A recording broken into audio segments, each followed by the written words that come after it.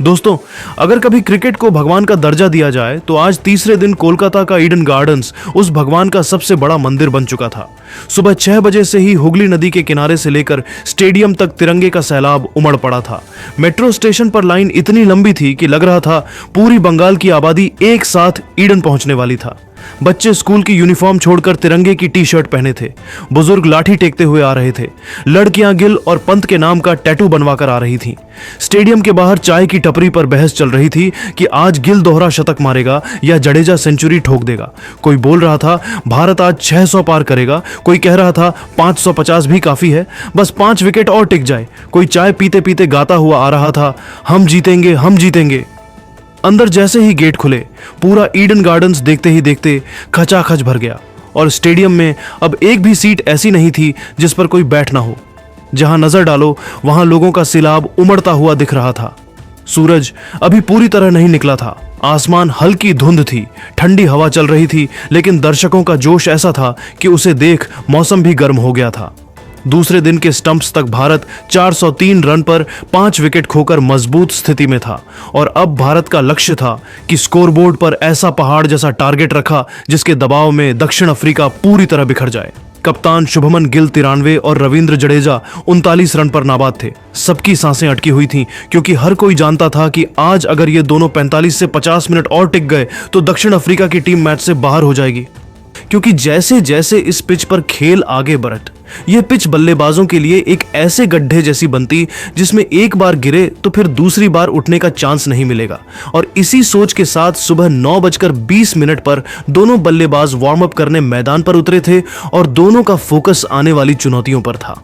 दोनों बल्लेबाज इस बात का अंदाजा बखूबी लगा चुके थे कि ईडन गार्डन्स की यह पिच आज उनके जीवन में एक नई चुनौती बनकर सामने आने वाली है, जिसके लिए वह खुद को पूरी तरह तैयार कर लेना चाहते थे ताकि किसी भी तरह की कोई कमी रह न जाए। गिल ने सफेद स्वेटर उतारा, उनकी नीली जर्सी चमक रही थी और उनके हेलमेट पर तिरंगा चिपका हुआ था। आंखों में वो चमक थी जो सिर्फ कप्तान की होती है। जडेजा ने तलवार की तरह बल्ला घुमाया और दर्शकों को सलाम ठोका। दोनों जैसे ही क्रीज पर बल्लेबाजी करने उतरे, पूरा स्टेडियम एक साथ खड़ा हो गया और वंदे मातरम के नारे गूंजने लगे।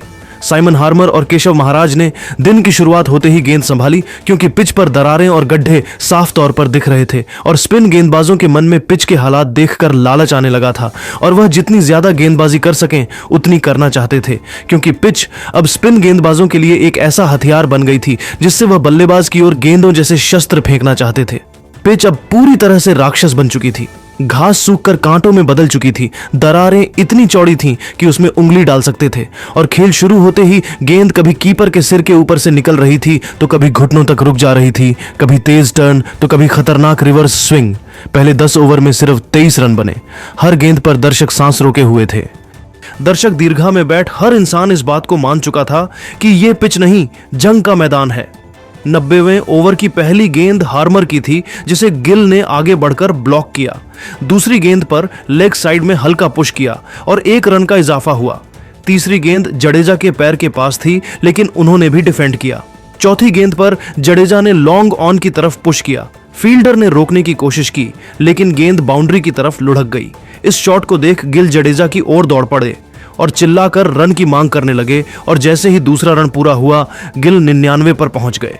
गिल ने एक पल के लिए स्कोरबोर्ड की ओर देखा और पाया कि अब वह एक ऐतिहासिक कीर्तिमान के बहुत करीब हैं और उनके मन में एक उत्सुकता भी थी शतक पूरा करने की। लेकिन अब जडेजा युवा गिल के पास गए और उन्हें समझाया कि हमारे पास अभी बहुत समय है, किसी भी तरह की जल्दी टीम पर भारी पड़ सकती है, इसीलिए सूझबूझ और ठंडे दिमाग से आने वाली गेंदों का सामना करें। अब पूरा ईडन गार्डन्स अब खड़ा हो गया था क्योंकि अब इस मैदान पर एक नया इतिहास रचा जाने वाला था जिसके लिए सब उत्साहित तो थे ही, लेकिन इन खिलाड़ियों की दृढ़ता और आत्मविश्वास को पूरा सम्मान भी देना चाहते थे। सूर्य देवता भी बादलों के पीछे से झांकने लगे थे। 91वें ओवर की 5वीं गेंद पर गिल ने हल्के हाथों से मिड ऑफ की तरफ पुश किया और सिंगल लेकर अपना एक और टेस्ट शतक पूरा कर लिया। हेलमेट उतारा, दोनों हाथ फैलाए, बल्ले को जमीन पर रखकर माथा टेका, फिर दर्शकों की तरफ देखकर जोरदार मुस्कान दी। ईडन गार्डन्स में ऐसा शोर हुआ कि लग रहा था छत उड़ जाएगी। सभी दर्शक और साउथ अफ्रीकी खेमे के लोग भी उनकी पारी की सराहना कर रहा था, क्योंकि सब इस बात को जानते थे कि इस तरह की खतरनाक पिच पर इतनी अच्छी बल्लेबाजी करना किसी चमत्कार से कम था। और गिल और भारत माता की जी के नारे कोलकाता की हर गली में गूंज रहे थे। ड्रेसिंग रूम में गौतम गंभीर खड़े होकर तालियां बजा रहे थे। केएल राहुल ने मुट्ठी तानी, ऋषभ पंत ने दोनों हाथों से हवा में मुक्का मारा, यशस्वी जायसवाल ने तिरंगा लहराया, वॉशिंगटन सुंदर ने कम ऑन कैप्टन चिल्लाया, गिल ने तिरंगे की तरफ इशारा किया और फिर बल्ला उठाकर सबको थैंक्स कहा। 178 गेंदों में 100 रन, 10 चौके और 1 छक्का। कप्तान ने कप्तानी पारी में शतक ठोंक दिया था और सभी क्रिकेट फैंस मैदान पर खड़े होकर कह रहे थे, ये सिर्फ एक शतक नहीं, ये एक कप्तान का बयान है कि अब भारतीय क्रिकेट का नया युग शुरू हो चुका है। लेकिन दोस्तों, क्रिकेट का मैदान है, यहाँ खुशी पल भर की मेहमान होती है। ठीक 3 ओवर बाद 94वें ओवर की 5वीं गेंद पर साइमन हार्मर ने अपना जादू चला दिया। गेंद को हवा में लटकाया और गेंद ऑफ स्टंप के बाहर लैंड कराई।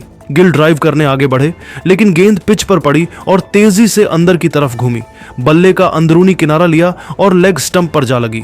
गिल 104 रन बनाकर बोल्ड हो गए। 182 गेंदों पर 104 रन, 11 चौके और 1 छक्का। उनके आउट होते ही स्टेडियम में सन्नाटा सा छा गया। गिल सिर झुकाए पवेलियन की तरफ चल पड़े, लेकिन दर्शक फिर खड़े हो गए और जोरदार तालियों से उनका स्वागत किया। इस बीच भारत का स्कोर 431 पर 6 विकेट था। गिल की विकेट गिरने के बाद क्रीज पर अक्षर पटेल आए। जडेजा अब और सतर्क थे। दोनों ने अगले कुछ ओवर बड़े धैर्य से खेले। 97वें ओवर की तीसरी गेंद पर जडेजा ने हार्मर को रिवर्स स्वीप करके थर्ड मैन बाउंड्री के पार पहुंचा दिया और अपना अर्धशतक पूरा कर लिया। ईडन फिर से झूम उठा। जडेजा ने तलवार निकालने का इशारा किया। पूरा स्टेडियम खड़े होकर जडेजा की इस शानदार पारी की तारीफ करने लगा। दर्शकों ने उनके नाम के पोस्टर उठाए जिन पर लिखा था सर जडेजा। लेकिन हार्मर आज किसी जादूगर से कम साबित नहीं हो रहे थे। 100वें ओवर की चौथी गेंद पर उन्होंने फिर वही घातक गेंद डाली। गेंद में फ्लाइट बढ़ाई, गेंद ऑफ स्टंप के बाहर पड़ी और उस पर जडेजा रिवर्स स्वीप करने गए, लेकिन गेंद ने इतना तेज टर्न लिया कि बल्ले को चकमा देकर मिडिल और लेग स्टंप के बीच से निकल गई। जडेजा 56 रन बनाकर क्लीन बोल्ड हो गए।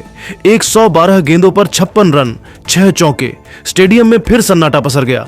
भारत 445 पर 7 विकेट खो चुका था। अब अक्षर और कुलदीप क्रीज पर थे। हार्मर का जलवा रुकने का नाम नहीं ले रहा था। 103वें ओवर की 5वीं गेंद पर अक्षर ने ड्राइव खेलने की कोशिश की। गेंद तेज टर्न हुई और अक्षर के बल्ले का बाहर का किनारा लिया और स्लिप में टेम्बा बावुमा के सुरक्षित हाथों में समा गई। अक्षर पटेल सिर्फ 8 रन बनाकर कैच आउट हुए। 18 गेंदों पर 8 रन। भारत अब 452 पर 8 विकेट पर खड़ा था। लंच से ठीक पहले 3 बड़े झटके लगातार लगे, जिसके बाद भारतीय खेमा थोड़ा चिंतित होने लगा था। कप्तान गिल, उपकप्तान पंत और हेड कोच गौतम गंभीर के बीच आगे की रणनीति को लेकर चर्चा शुरू हो गई थी। वहीं स्टेडियम में मायूसी की लहर दौड़ गई। कुलदीप और बुमराह ने आखिरी कुछ मिनट संभल कर खेले और लंच तक भारत 463 रन पर 8 विकेट था। कुलदीप 12 और बुमराह 0 रन पर नाबाद।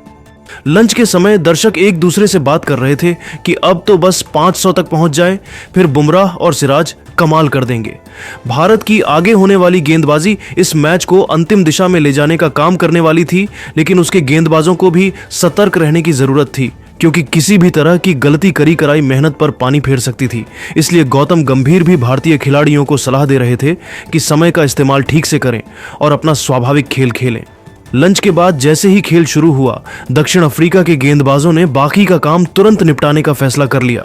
105वें ओवर की दूसरी गेंद पर केशव महाराज ने फ्लाइटेड गेंद डाली। कुलदीप ने स्वीप लगाने की कोशिश की, लेकिन गेंद बल्ले से लगकर शॉर्ट लेग के हाथ में चली गई।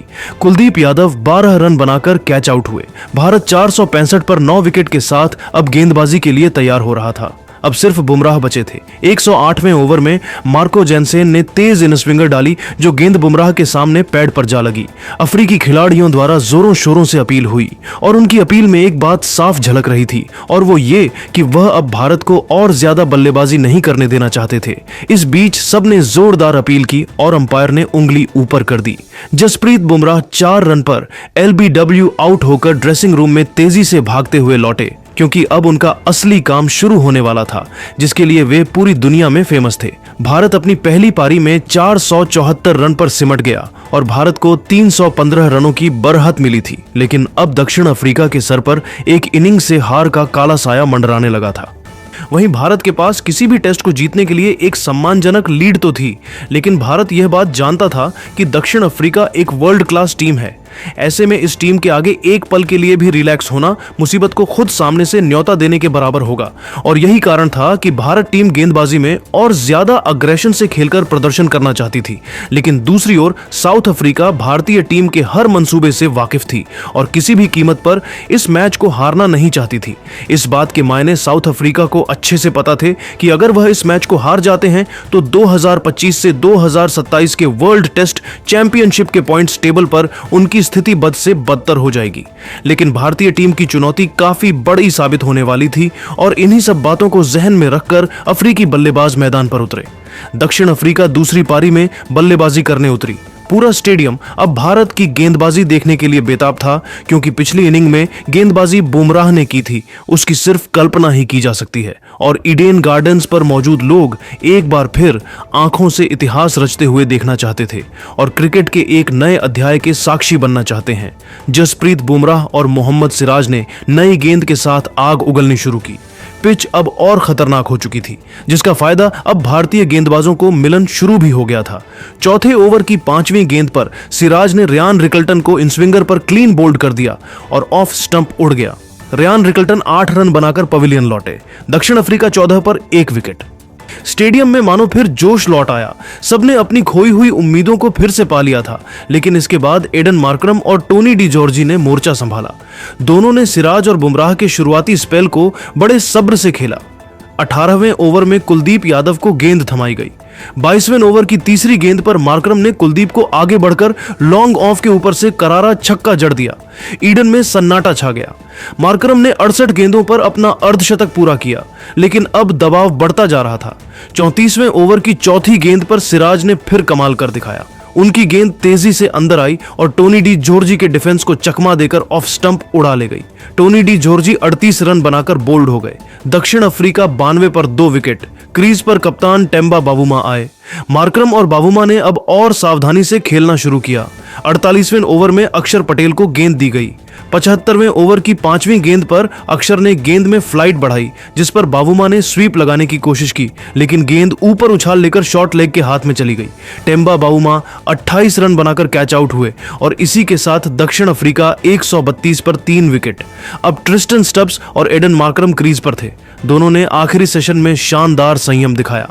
मार्करम ने 69 रन और स्टब्स 18 रन बनाकर नाबाद रहे। दिन का खेल खत्म होने तक दक्षिण अफ्रीका 132 पर 3 विकेट ने 187 रन बनाए, 3 विकेट के नुकसान पर। भारत को अभी भी 128 रनों की बढ़त थी और दक्षिण अफ्रीका के पास 7 विकेट हाथ में थे। पिच चौथे दिन और खराब होने वाली थी और इस बात का अंदाज सभी अफ्रीकी बल्लेबाजों को था, लेकिन इस खराब होती हुई पिच पर अच्छा प्रदर्शन करने के लिए अव्वल दर्जे की बल्लेबाजी का मुजाहरा करना होगा, वरना इस पिच पर बल्लेबाजी क्रम को ताश के पत्तों की तरह बिखरने में ज्यादा समय नहीं लगेगा। वहीं भारत अब इस खराब विकेट से हर वो संभव काम करने के लिए तैयार था जो वह कर सकते हैं, लेकिन चुनौती दोनों ही तरफ थी। जहां एक तरफ भारत की वर्ल्ड क्लास बॉलिंग लाइनअप तो दूसरी ओर वर्ल्ड टेस्ट चैंपियनशिप का तबका अपने नाम कर चुकी दक्षिण अफ्रीकी टीम। दिन का अंत होते ही सभी दर्शक खड़े होकर सभी खिलाड़ियों द्वारा खेले गए शानदार खेल को सराहा और स्टेडियम में तिरंगा लहरा रहा था। लोग भारत की स्थिति से खुश थे, लेकिन सबको पता था कि अभी यह खेल खत्म नहीं हुआ है। अभी बहुत मेहनत लगेगी विरोधी टीम को धूल चटाने में। दोस्तों, अब तो सचमुच इस खेल ने ऐसी करवट ले ली है जिसकी उम्मीद इस मैच के शुरू होने से पहले किसी ने की भी नहीं होगी। कल सुबह अगर बुमराह, सिराज और कुलदीप ने 3-4 विकेट जल्दी ले ली तो दोपहर का खाना खाने से पहले ही भारत इस टेस्ट को जीतकर सीरीज में 1-0 की बढ़त ले लेगा। इस पर क्या है आपकी राय? बोलो जल्दी। भारत इनिंग्स से जीतेगा या दोपहर तक रौंद विरोधी टीम को रौंद देगा? जल्दी कमेंट करो। इस वीडियो पर 1000 लाइक्स का टारगेट है। चैनल को सब्सक्राइब करो, बेल आइकन जरूर दबाओ। कल सुबह 9:30 फिर मिलते हैं। जय हिंद, भारत माता की जय, वंदे मातरम।